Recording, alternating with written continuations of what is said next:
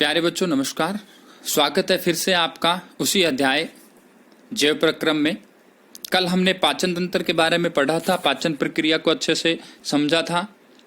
आज हम श्वसन के बारे में पढ़ेंगे कि श्वसन क्या है और श्वसन हमारे लिए क्यों जरूरी है, वो प्रक्रिया क्या है। तो श्वसन के बारे में एक इंट्रोडक्टरी तो आपने पढ़ लिया था पहले, थोड़ा सा हमने इसके बारे में बताया था आपको, इसकी आपकी पहचान इससे करवाई थी कि श्वसन क्या है। तो हमने कहा था कि शरीर में ऑक्सीजन लेना और उस ऑक्सीजन का कोशिकाओं में जाकर के भोजन को तोड़ करके ऊर्जा निकालना श्वसन है, और जो अपशिष्ट पदार्थ बनेगा यानी कि कार्बन डाइऑक्साइड मुख्यतः बनती है, उसको शरीर से बाहर निकालना। यहाँ एक क्रियाकलाप है, स्क्रीन पर आपको दिखाई दे रहा है, जिसमें परख नली में इसने क्या किया है, चूने का पानी लिया है। और इसका आपने पिछले अध्याय में भी जिक्र किया था कि चूने का पानी क्या होता है, तो कैल्शियम ऑक्साइड प्लस में H2O, यानी कि क्या होता है चूने का पानी, कैल्शियम हाइड्रोक्साइड। कैल्शियम हाइड्रोक्साइड यानी कि चूने का जो पानी है, उसमें ये नलिका से फूंक मार रहा है मुंह से, और कह रहा है कि जब आप इसमें फूंक मारते हो तो क्या होता है कि परख नली में जो चूने का पानी है वो सफेद यानी कि दूधिया हो जाता है, अब सफेद रंग का हो जाता है।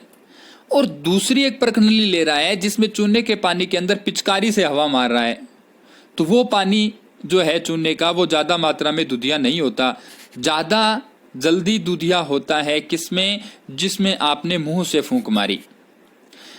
अब सोचने वाली दो बातें हैं यहाँ। पहला कि ऐसा क्या था जिसकी वजह से चूने का पानी दूधिया हो गया, तो वो हमने अभिक्रिया पिछली बार पढ़ी थी कि कैल्शियम हाइड्रोक्साइड जो है, जब उसमें कार्बन डाइऑक्साइड गैस डाली जाती है तो वो CaCO3 बना देता है। और CaCO3 कैसा होता है, वाइट कलर का होता है, सफेद होता है, इसलिए हमें दूधिया रंग का पानी मिलता है। और ये परीक्षण भी है कार्बन डाइऑक्साइड का कि जब पता लगाना हो कि कौन सी गैस कार्बन डाइऑक्साइड है, तो उस गैस को आप क्या करते हैं, दूधिया चूने के पानी में डालते हैं। अगर वो दूधिया हो जाए तो फिर इसका मतलब हो गया, यानी कि सफेद हो जाए तो इसका मतलब हो गया वो कार्बन डाइऑक्साइड ही है। पर दूसरा पॉइंट सोचने वाला क्या है कि जब पिचकारी से हवा मारी तो वो ज्यादा मात्रा में दूधिया नहीं हुआ, उसको लंबा समय लगा, और जब हमने मुंह से हवा मारी तो उसमें वो जल्दी दूधिया हो गया। ऐसा क्यों?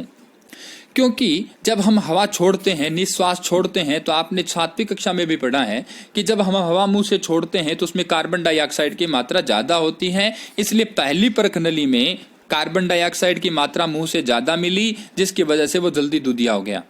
परंतु हवा में कार्बन डाइऑक्साइड की मात्रा कितनी है, 0.03% है, तो वो कम मात्रा है। जितनी मात्रा हमारे मुंह से निकलती है उस मात्रा से कम मात्रा पिचकारी से मिलेगी, जिसकी वजह से दूसरे में ज्यादा समय लगेगा। तो यानी कि हमें एक बात तो ये पता चली कि सांस लेने के दौरान हम क्या करते हैं, ऑक्सीजन अंदर लेते हैं, और छोड़ते वक्त हम क्या करते हैं, कार्बन डाइऑक्साइड ज्यादा मात्रा में छोड़ते हैं। दूसरा क्रियाकलाप है यहाँ यीस्ट के बारे में। 8वीं कक्षा में आपने यीस्ट के बारे में पढ़ा था कि जब हम आटे के अंदर यीस्ट को मिला करके उसको गूंद कर थोड़ी देर के लिए छोड़ देते हैं, तो फिर क्या होता है, धीरे धीरे वो आटा जो है वो कुछ घंटे बाद फूल जाता है। और वहां हमने पढ़ा था कि ऐसा क्यों होता है कि जो यीस्ट है वो आटे के अंदर मौजूद ग्लूकोज को तोड़ती है और उससे कार्बन डाइऑक्साइड गैस बनाती है, और वो कार्बन डाइऑक्साइड गैस आटे को मुलायम बना देती है। यहां भी कुछ ये ऐसा ही कर रहा है, किसी फल का रस या चीनी का घोल ले रहा है और उसमें क्या डाल रहा है, यीस्ट डाल रहा है। फिर परख नली में से इस मिश्रण को ले जाना है और इसमें कांच की नली लगा देनी है, यानी कि परख नली में इस मिश्रण को डाला, उसके ऊपर कॉर्क लगा दिया पूरी तरह से, और उसके अंदर से कांच की पाइप डाल रखी है और उसके ऊपर प्लग लगा रखा है। इसमें थोड़ी देर इस विलियन के अंदर यीस्ट पाउडर चीनी के घोल के साथ पड़ा है। बाद में जब इसके आगे का जो डाट है वो हटा देंगे, आप कॉर्क को हटा देंगे या पाइप को खोल देंगे, और उसमें से कुछ गैस निकलेगी, और उस गैस को यदि हम चूने के पानी में लेके जाएंगे तो वो उसको दूधिया कर देगी। यानी कि सीधी सी बात यह है कि जब चीनी के घोल में या किसी फल के रस में हम यीस्ट डाल करके छोड़ दें, उसको बंद कर दें, तो उसके अंदर भी कौन सी गैस बनती है, कार्बन डाइऑक्साइड गैस बनती है। अब इसमें क्या हुआ, तो यहां 8वीं कक्षा का एक छोटा सा प्रश्न है, किण्वन। 8वीं कक्षा में आपने यह भी पढ़ा था कि जब ग्लूकोज के घोल में यीस्ट डाल दिया जाए और उसको हवा टाइट, एयर टाइट करके छोड़ दिया जाए, यानी कि हवा नहीं लगे उस घोल को जिसमें यीस्ट डाला है आपने चीनी के घोल में या फलों के रस में, तो क्या होगा, जो यीस्ट है वो अवायवीय अवस्था में बिना ऑक्सीजन के, बिना हवा के, वो क्या करेगी, ग्लूकोज को तोड़ेगी और कार्बन डाइऑक्साइड गैस बनाएगी। और उस प्रक्रिया को हम कहते थे किण्वन, कि अवायवीय परिस्थितियों में शर्करा को अल्कोहल और कार्बन डाइऑक्साइड में यीस्ट के द्वारा बदलना क्या कहलाता है, किण्वन प्रक्रिया। तो यहां दो क्रियाकलाप ये क्यों बताए इसने, दोनों क्रियाकलाप हमारे श्वसन से संबंधित हैं। है क्या श्वसन, कह रहा है हमने पिछले अध्यायों में पढ़ा था कि जो ग्लूकोज हमने खाई है, जो पाचन के द्वारा हमने कार्बोहाइड्रेट लिया मुंह में, पाचन के दौरान क्या होगा, पहले मुंह के अंदर जो लार है उसमें उपस्थित एमिलेस, जो मैंने कल बताया था आपको, वो क्या करेगा, उपस्थित ग्लूकोज को तोड़ करके पहले माल्टोस बना देगा, कार्बोहाइड्रेट को तोड़ करके, ग्लूकोज को नहीं, कार्बोहाइड्रेट को तोड़ करके माल्टोस बना देगा, एक डाइसैकेराइड बना देगा, वो भी एक कार्बोहाइड्रेट है। और जब वो अमाशय में और छोटी आंत में पूरी तरह से जब कार्बोहाइड्रेट पच जाता है, तो लास्ट जो बनता है उससे वो बनता है ग्लूकोज C6H12O6। यानी कि जो ग्लूकोज हमें पोषण के दौरान मिला, वो ग्लूकोज कार्बन डाइऑक्साइड और जल में विखंडित करते हैं कुछ जीव। अब यहां पर 3 प्रकार के जीव हैं, उस ग्लूकोज के साथ काम कैसे होगा, किस तरीके से होगा, वो करने वाले। सबसे पहले क्या होता है कि जो ग्लूकोज हमारी कोशिकाओं में जाती हैं, हर एक जीव की कोशिका में जब भी ग्लूकोज जाती है, तो वो ग्लूकोज सीमित मात्रा में कुछ ऑक्सीजन के साथ कोशिका द्रव्य के अंदर मिल करके वो टूटती है।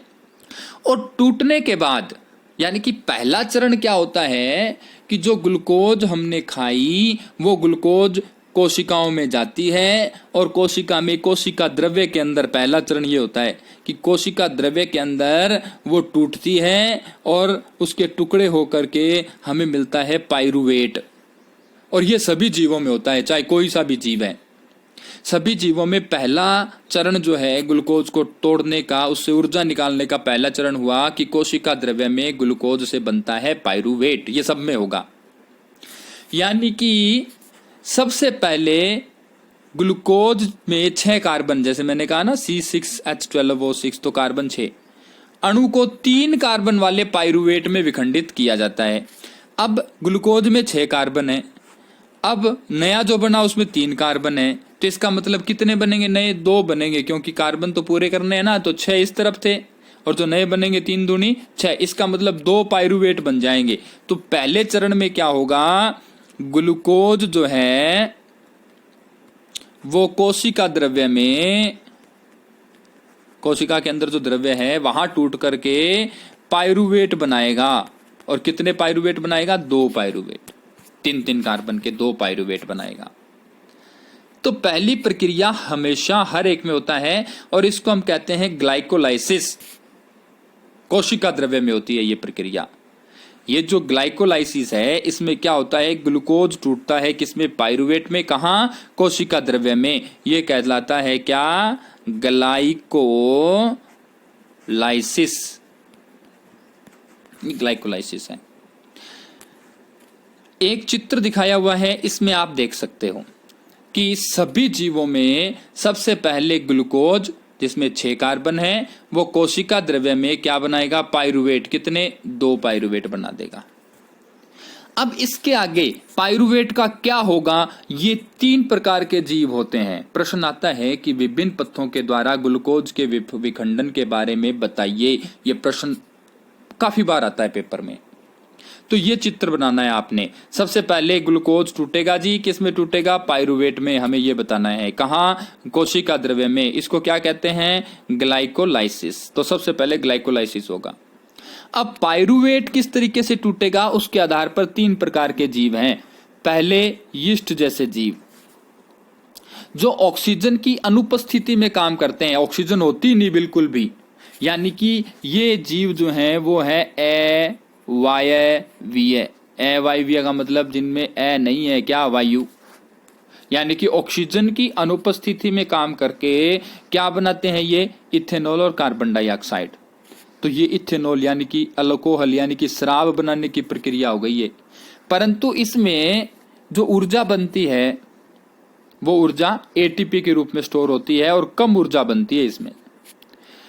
दूसरे ऐसे जीव हैं जो ऑक्सीजन की उपस्थिति में काम करते हैं। जैसे हमारे अंदर माइटोकॉन्ड्रिया होता है तो हमारे यहाँ पूरी ऑक्सीजन होती है, हम सांस में ऑक्सीजन लेते हैं।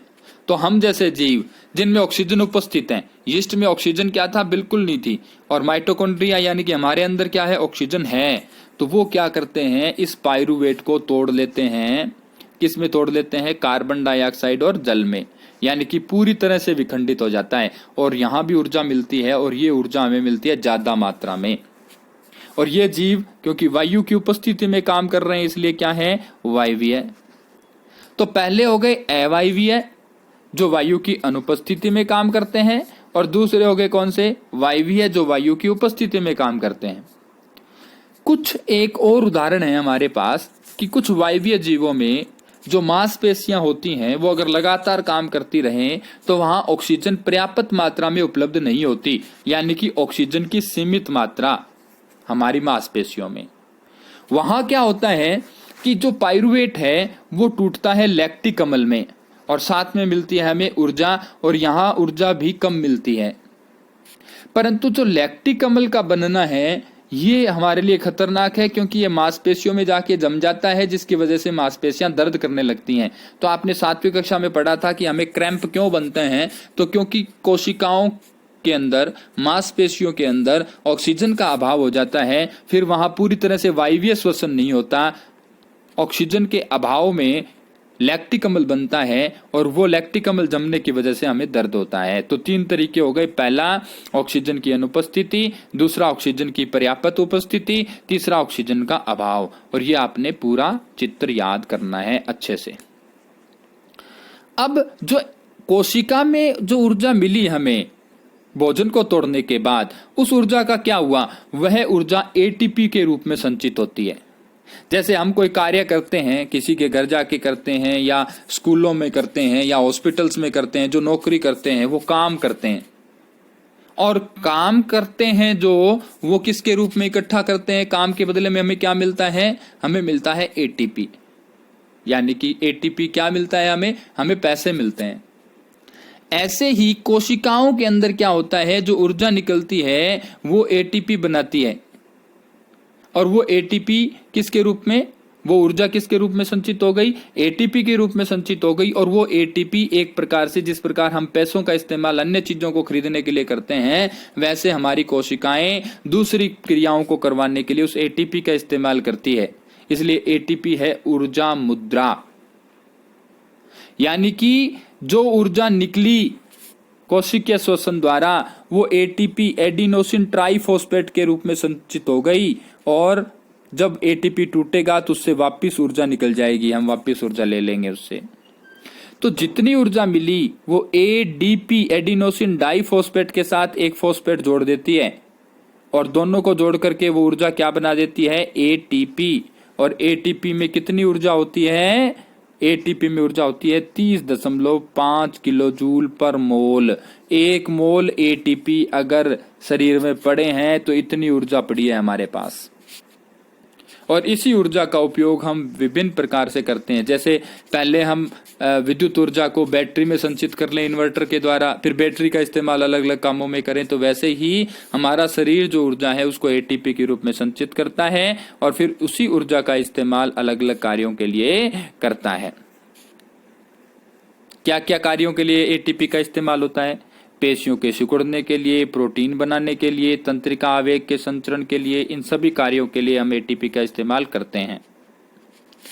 अब बात क्या है कि क्योंकि हम वायवीय श्वसन करते हैं तो इसका मतलब है कि जो वायवीय श्वसन करने वाले जीव हैं उन्हें ऑक्सीजन चाहिए।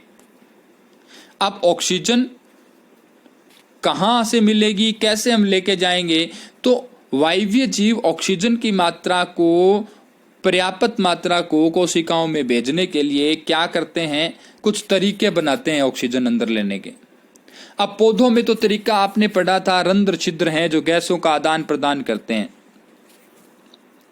और रंध्र छिद्र के आसपास की सभी कोशिकाएं वायु के संपर्क में आ जाती है, जिसकी वजह से सीधा स्टोमेटा जो है वो क्या करता है, रंध्र छिद्र क्या करता है, ऑक्सीजन अंदर ले जाता है, कार्बन डाइऑक्साइड छोड़ देता है। और जब कार्बन डाइऑक्साइड की जरूरत होती है तो कार्बन डाइऑक्साइड अंदर लेता है, ऑक्सीजन छोड़ देता है। फोटोसिंथेसिस के दौरान, प्रकाश संश्लेषण के दौरान रंध्र छिद्र कार्बन डाइऑक्साइड अंदर लेता है, ऑक्सीजन छोड़ता है, हमारे लिए फायदेमंद है। और जब पौधे श्वसन ज्यादा मात्रा में कर रहे हो तो ऑक्सीजन अंदर लेते हैं और कार्बन डाइऑक्साइड छोड़ते हैं। ये पौधे पर आवश्यकता पर निर्भर करता है। यहाँ लिखा भी है, रात्रि में जब प्रकाश संश्लेषण नहीं होता तो कार्बन डाइऑक्साइड का निष्कासन होता है, ऑक्सीजन लेके कार्बन डाइऑक्साइड छोड़ता है पौधा। ध्यान रखने वाली बात है, कुछ बच्चे सोचते हैं कि पौधे केवल ऑक्सीजन देते हैं, परंतु नहीं। जब प्रकाश संश्लेषण नहीं हो रहा होता उस समय पौधे कार्बन डाइऑक्साइड भी उत्पन्न करते हैं। हमारे अंदर क्या है, हम फेफड़ों के द्वारा या हमारे अंदर अंग होते हैं, उन अंगों के द्वारा क्या करते हैं, ऑक्सीजन का इनहेलेशन करते हैं, ऑक्सीजन अंदर लेते हैं और कार्बन डाइऑक्साइड छोड़ते हैं। जैसे कुछ जीव ऐसे हैं जो चमड़ी से ऐसा करते हैं, जैसे केंचुआ जो है अपनी चमड़ी से ऑक्सीजन अंदर लेता है, कार्बन डाइऑक्साइड छोड़ देता है।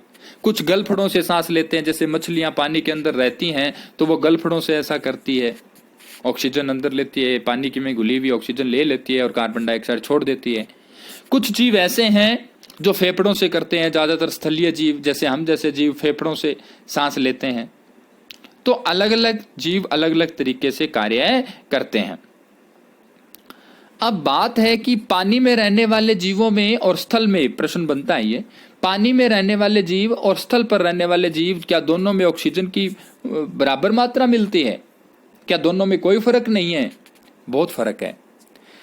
जो जीव पानी में रहते हैं उन्हें पानी की ऑक्सीजन लेनी होती है, और जो जीव स्थल पर रहते हैं वो हवा से ऑक्सीजन लेते हैं। पानी में ऑक्सीजन की मात्रा कम होती है और हवा में ज्यादा होती है, तो हम एक बार में सांस लेंगे तो ज्यादा मात्रा में ऑक्सीजन हमारे शरीर में जाएगी। परंतु पानी में रहने वाला जीव जब एक बार पानी लेगा तो उस पानी में कम ऑक्सीजन है तो उसे कम ऑक्सीजन मिलेगी। यानी कि बराबर मात्रा की ऑक्सीजन लेनी है पानी वाले जीवों को और स्थलीय जीवों को, तो पानी में रहने वाले जीवों को ज्यादा बार पानी अंदर लेना होगा, श्वसन ज्यादा बार करना होगा, क्योंकि एक बार में कम मात्रा में ऑक्सीजन जाती है। जैसे उदाहरण के लिए हम बात करें कि जीव को 50 ml ऑक्सीजन चाहिए भाई, पानी में रहने वाला एक बार में 5 ml ले सकता है और स्थल पर रहने वाला 10 ml ले सकता है। तो पानी में रहने वाले को 10 बार सांस लेना पड़ेगा, 5 × 50, परंतु स्थल वाले को 5 बार ही सांस लेना पड़ेगा, 10 × 5 = 50। तो यानी कि जो जीव जल में रहते हैं उनकी श्वसन दर क्या होती है, ज्यादा होती है, तेज होती है, किसकी अपेक्षा, स्थलीय जीवों की अपेक्षा। उसका कारण ये यहां लिखा है। इसी प्रकार हम जो ऑक्सीजन अंदर लेते हैं वो ऑक्सीजन क्या होता है, अलग अलग कोशिकाओं में पहुंचा दी जाती है।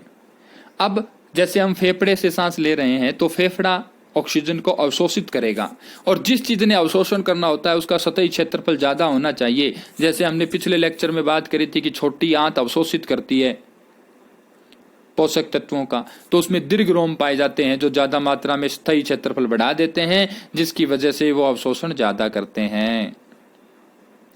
तो पहला अवशोषण ज्यादा करने के लिए हमारे जो श्वसन के अंग हैं उनका स्थायी क्षेत्रफल ज्यादा होना चाहिए, उनका ये गुण होना चाहिए। दूसरा, क्योंकि हवा है ये जो अवशोषित होगी, तो हवा अगर ज्यादा मोटी परत से अवशोषित करना हो तो हवा जल्दी से उसमें से नहीं निकल पाएगी। तो इसका मतलब जिस सतह से अवशोषण होना है वो सतह पतली होनी चाहिए, मुलायम होनी चाहिए। तो इसी वजह से हमारे जो ऑर्गन्स हैं, जो अंग हैं जो श्वसन करते हैं, वो पतले और मुलायम होते हैं और उनका सतही क्षेत्रफल ज्यादा होता है। अगर हमारे फेफड़ों को काट करके पूरी तरह से खोल दिया जाए तो लगभग 81 मीटर स्क्वायर में फैल जाएंगे फेफड़े, इतने ज्यादा सतही क्षेत्रफल होता है फेफड़े का, और पतला भी होता है। यानी कि ये तो था कुछ प्रश्न जिसमें हमने ये पढ़ा कि श्वसनीय अंग कैसे होने चाहिए, जो अभी पढ़ा है कैसे होने चाहिए, सतही क्षेत्रफल ज्यादा होना चाहिए। तो हमारे फेफड़े किस प्रकार अभिकल्पित है कि इनका सतही क्षेत्रफल क्या है, ज्यादा है, और झिल्ली क्या है, पतली है, जिससे आसानी से अवशोषण हो सके। दूसरा प्रश्न है, पानी में रहने वाले जीवों की श्वसन दर ज्यादा क्यों होती है स्थलीय जीवों से? ये करना है अपन ने। तीसरा, रंध्र छिद्र किस प्रकार आदान प्रदान करते हैं? चौथा, एटीपी क्या है, इसे ऊर्जा मुद्रा क्यों कहते हैं? और पांचवा, ग्लूकोज के विखंडन के विभिन्न पथ क्या है? सबसे इंपॉर्टेंट क्वेश्चन ये हुआ हमारा। तो इस प्रकार आपने जितने भी मैंने ये क्वेश्चन बताए हैं वो आपने करने हैं और उनको याद करना है। धन्यवाद।